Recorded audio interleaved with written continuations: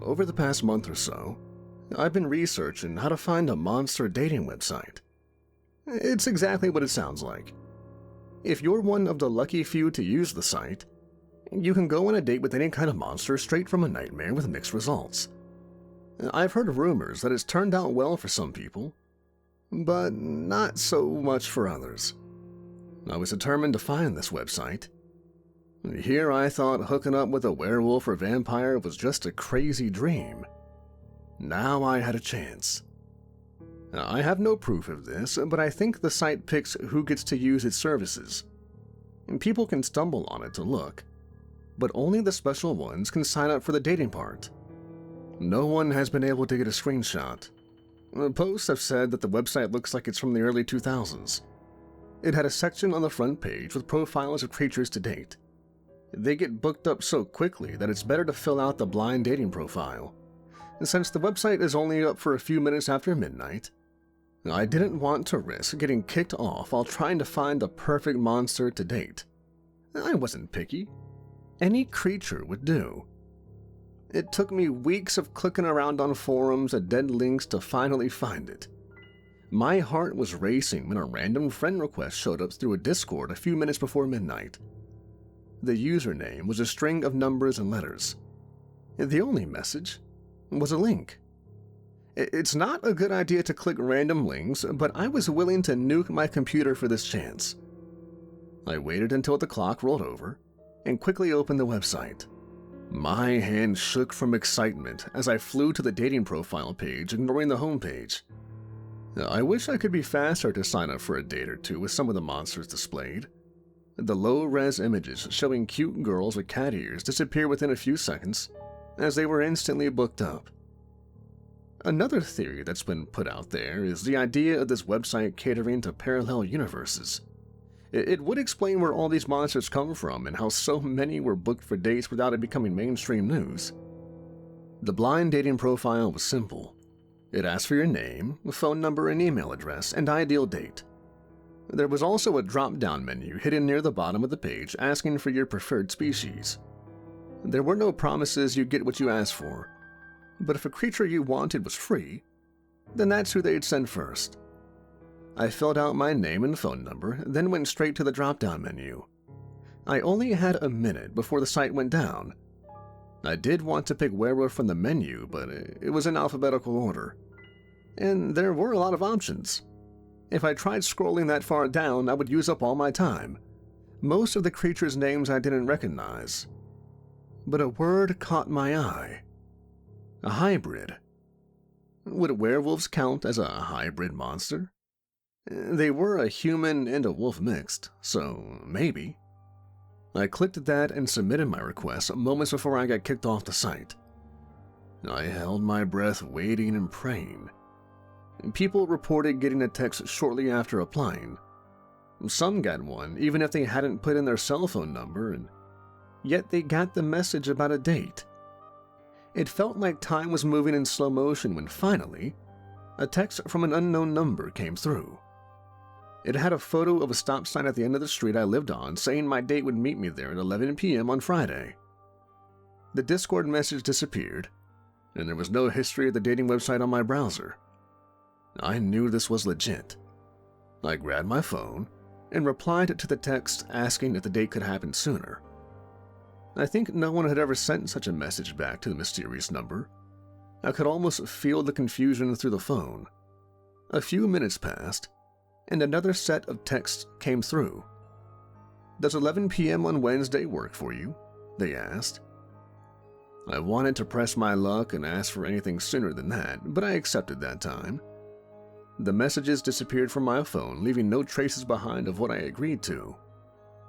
I was immensely excited. How couldn't I be? I've heard horror stories about people getting ripped apart by their so-called dates, or get stuck in a relationship where they always needed to watch their backs. I knew the risks going in, and I was fine accepting death if that also meant I may be able to experience a goal I thought would be impossible. I arrived early and started pacing on the spot waiting for my date to show up. I realized there hadn't been a choice to pick the gender of who you would be meeting, but with creatures, gender was tricky. I mean, what if your date was a blob monster? Do blobs even have genders? Do vampires even care if you call them a guy or a girl? Honestly, I was fine with whatever. Being picky with gender feels silly when you're down to be with a creature made up of dark fur and teeth. The person who arrived appeared somewhat normal aside from the large brown trench coat in the summer heat. He was taller than me by 2 feet, but his face looked a few years younger than I was. "Are you waiting for someone?" he asked, after he stopped near the stop sign. We were a little bit away from the streetlight.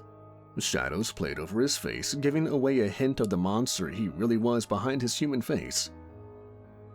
I think I'm waiting for you. I'm Clay," I said, as I held out my hand for him to shake. It took him a second to figure out a handshake, which was a little cute. He had long, dark, wavy hair that almost looked purple in the dim light. "I'm called Sarin," he said, and smiled, showing off unnaturally pointed teeth. My heart fluttered with a mixture of fear and excitement. It was the same feeling as waiting in line for a roller coaster. The bottom of the trench coat moved in an odd way that drew my eyes downwards. I had picked a hybrid, but I couldn't see his feet. Was his bottom a half-human or something else? Would it be rude to ask what was under the coat? I felt my face flush when I realized I might be expecting a bit too much out of a first date. "My place is just down the street. Do you want to come over?" I asked, feeling suddenly flustered. "How bold of you to invite me over. Someone would think you may have certain motives in mind," Sarin teased. I found myself at a loss for words. Yeah, that was the goal of this date. But when the option was directly in front of me, I found myself fumbling. "We can just hang out. We don't need to rush into anything," I weakly defended myself. He smiled again, but this time his expression lost any charm his face held. The monster he was came out as he started to open his coat. A sound started from under the fabric. It was one I couldn't place, but it made my skin crawl. Suddenly, this date didn't seem as fun as I expected it was going to be. "I don't mind rushing into things. In fact, I like you so much I don't even want to wait to get inside." A flash of motion came from under his coat, and I felt a pressure wrap around my body. My arms were pinned tightly, and I was barely able to breathe. My heart dropped in horror as countless legs moved around me, making more of that terrible sound that made the inside of my skull itch. Sarin's bottom half wasn't anything remotely close to human. Somehow, he had tucked away an insanely long black centipede body under his coat. At that moment, I didn't care about how he accomplished such a feat.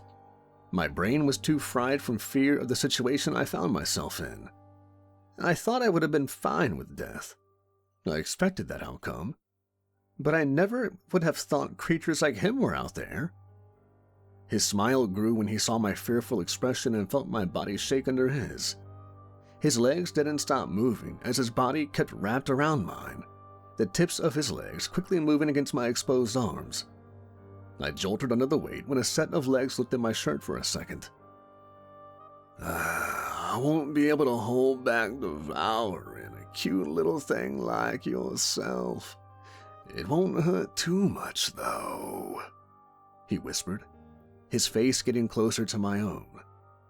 I shook my head, my throat closing up, causing only a whimper to come out.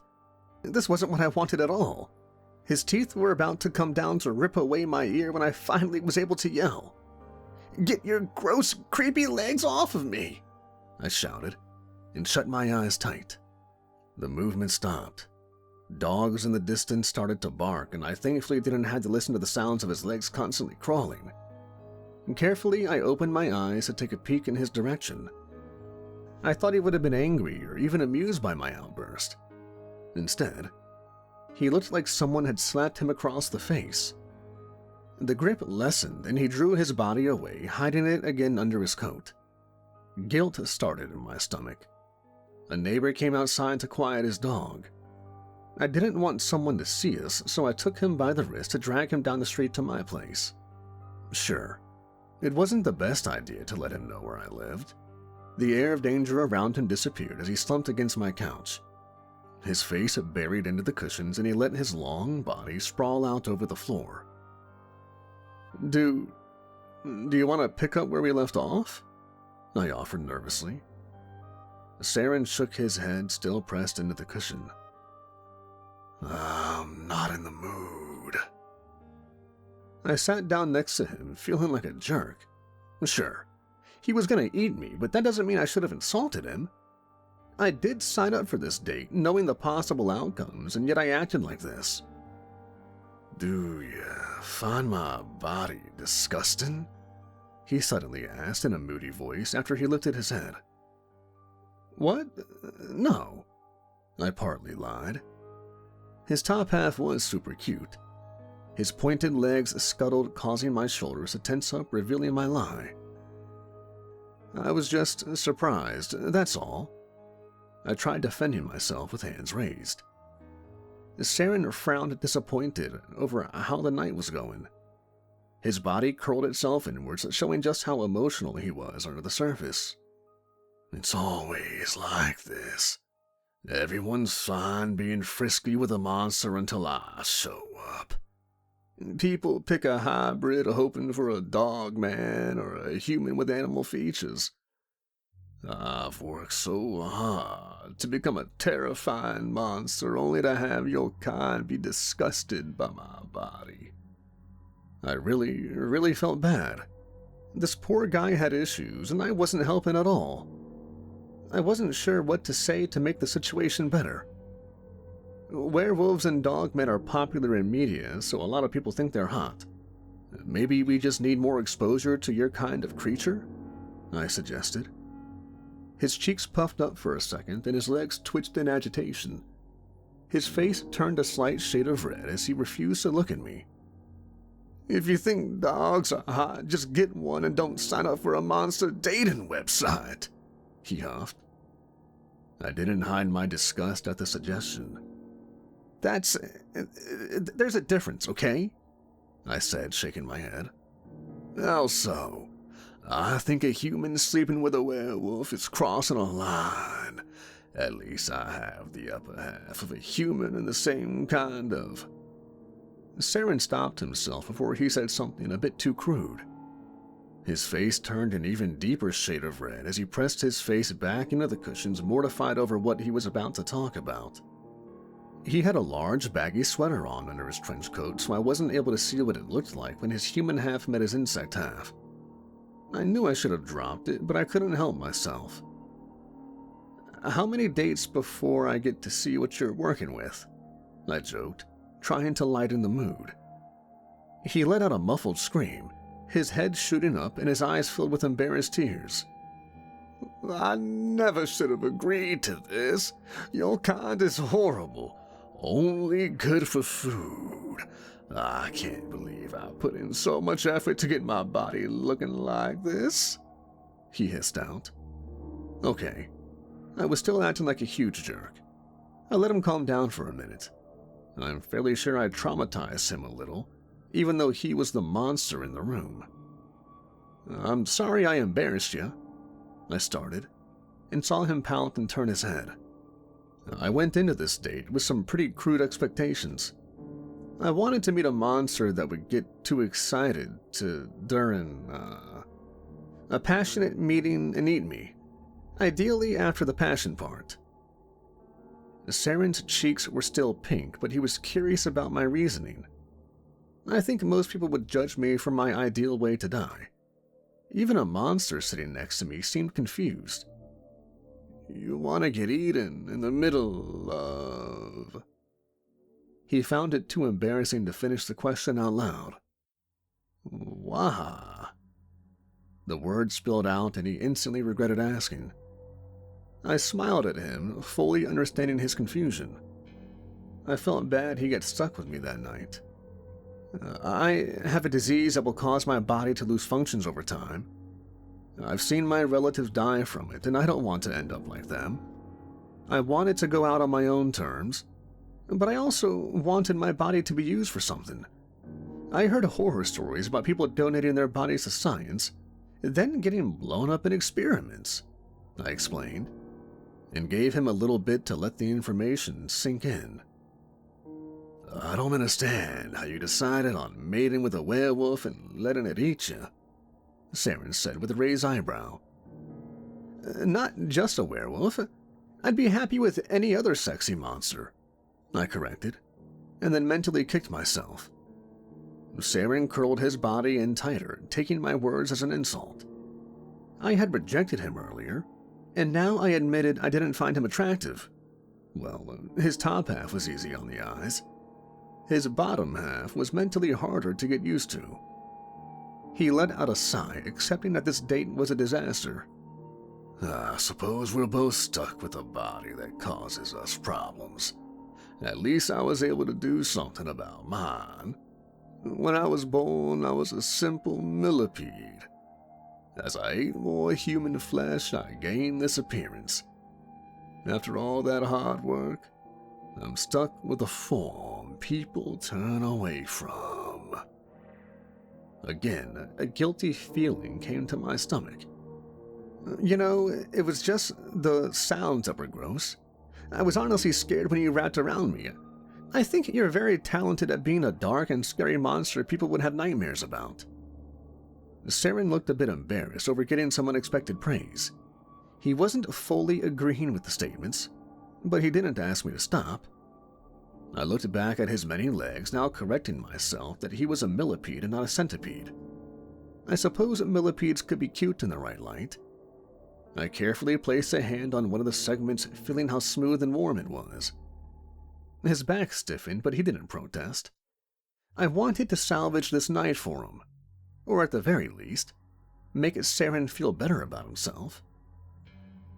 How about you try scaring me again? I offered. He shook his head, being stubborn. I decided to use a different tactic. We are on a date. We could do date-related things. You're just desperate to live out your weird fetish and get in my pants. Why don't you track down a stupid dog man for that? I only kiss on the first date. I don't put out. I'm not that easy, I corrected, offended. Those words made him perk up. I felt a small tremble go down his body as his legs clicked away at the carpet. You think my legs are gross, he muttered, mostly to himself. I think he wanted affection from someone as much as he wanted a free meal. I could at least give him one of those things. We should try exposure therapy. After a while, I won't feel grossed out by the noises. I'll just be scared of you. I was freaked out earlier, so it's not as if you're not scary. Sarin made some noises as if he was facing a hard choice. It took a lot of fidgeting until he felt comfortable to bring his face closer to mine. He pointed to his cheek and permitted me to kiss it. A noise came from him that sounded like it was from a high school girl. A ripple went down his body as his legs tapped away. The sound gave me goosebumps and raised all the hair on my arms. But, weirdly, the reaction had also been a little bit cute. He permitted a few more cheek kisses with the same kind of reaction. Just as I thought I was getting past the whole leg thing, his body suddenly wrapped around mine. Each leg tip dug into my skin. The weight compressed my lungs for a second. His millipede body started to move around, expanding and tightening to let me breathe enough so I wouldn't pass out. I'm sure there was someone out there who would have enjoyed this, but I didn't. I was scared as hell. Sarin took hold of my face, his starving monster side showing itself. He wasn't able to hold back from nipping and biting soft parts of my face and neck. Again, I bet someone out there would have loved this, but my heart raced in fear that his teeth just needed to bite down slightly harder to end my life. My mind raced, wanting this to end, but I kept my mouth shut. No matter how scared I was, I refused to upset a poor monster I called over for a date. I brought all of this onto myself and I needed to face it. It felt like years I had been wrapped in that terrifying hold. It was only an hour. Sarin misjudged his strength and wrapped it around too tightly for too long. Stars danced in the dark, and I passed out for a few minutes. I woke up on the floor to him gently tapping my face to see if I was still alive. My body was bruised and my lips were sore from his teeth. I stayed on the ground and asked him to come closer, which he did. When he was within striking distance, I kissed his cheek, which mortified him enough to be revenge for the still lingering feeling of his legs crawling over me. When I was able to sit up again, Sarin gathered his coat, saying it was about time for him to leave. He patiently helped me get up and see him to the door. We awkwardly stood as he tucked his long body away, ready to disappear into the night. "If you find the website again and request a date a week before the full moon, you have a better chance of getting a werewolf," he told me, as he lingered near the door. "I think I changed my mind about how I want to go out," I admitted. He frowned, most likely regretting ever trying to speak with a human, let alone go on a date with one. "I think I would rather get eaten by a super cute monster after we've had a few dates and I've gotten to know them better," I said, nodding. Sarin shrugged, thinking back to the website and what creature he knew that could fit that description. "I mean, you could try putting that in your profile, but I think all the creatures humans think are cute get booked up too fast," he said, shaking his head. "Does that mean you're not free this Friday?" His entire body froze as my words sank in. His mouth opened and closed a few times like a fish trying to think of a response. I laughed at his reaction, which was not something he wanted to hear. "I'm supposed to be terrifying, a man-eating beast, something that you don't want to encounter at night. I should have humans frozen in fear at the sight of me, and you, he hissed, frustrated, which made me laugh more. "You can be all those things and cute." He froze again, his eyes narrowed, trying to spot a lie. "You're super scary." "If you're lying to me, I'll make you regret it," Sarin replied, voice low and dark. "See? That's scary," I pointed out. He straightened up, folded his arms, appearing proud of himself. "And now you're cute." His reaction was to give my shoulder a hard shove. I heard something crack as a bolt of pain shot directly into my brain. He didn't break anything, but he could have. I rubbed my sore arm, fighting back a pain reaction so he didn't know how much damage he did. "Friday?" I asked, trying to confirm another date regardless of what just happened. "I might just eat you before you get any action," Sarin said, still sounding a little upset with me. "I'm fine with that. We won't do anything you're not comfortable with." He shook his head and tightened his coat around his neck, then hid half his face inside. Then he spoke some words I never thought I would hear from another person, let alone a monster that wanted to eat me. "You should value your life more." That time I was the one stunned into silence. For so long, I assumed my life was meaningless because I wouldn't last long. I only had a few years at most, so who cares about anything I've ever done? I was never someone important, or at least, I've always treated myself in that way. My hand shot out to take his. We were both surprised at my reaction. "I want to be scared. I'm scared of death, but not enough to stay away from it. I think if we spend more time together, I'll value the time I have left. I know it's asking a lot of you, but can you scare me?" My chest hurt. I couldn't believe I asked such a huge thing from someone I just met. Sarin was a stranger. He had no obligation to stay with me. And yet he started to slowly nod his head. He was determined to make me afraid. He didn't care if I was scared that he was a monster, or scared that I wouldn't be with him forever. "I need to go before I rip something off of you," Sarin said, his face still hidden under his coat. I let him leave with a promise we would see each other soon. Without any doubt, Sarin was going to be the one to end my life. I had long accepted I wouldn't grow old. But it had been a while since I was scared of death. Yeah, I was scared. Finally scared of dying. But now, I was also a bit excited to see what I would experience along the way. Depending on what that was, I may need to keep certain things private for Sarin's sake. I would recommend looking for the dating website for yourself, as long as you're aware of the risks that come with a cute, yet scary monster partner.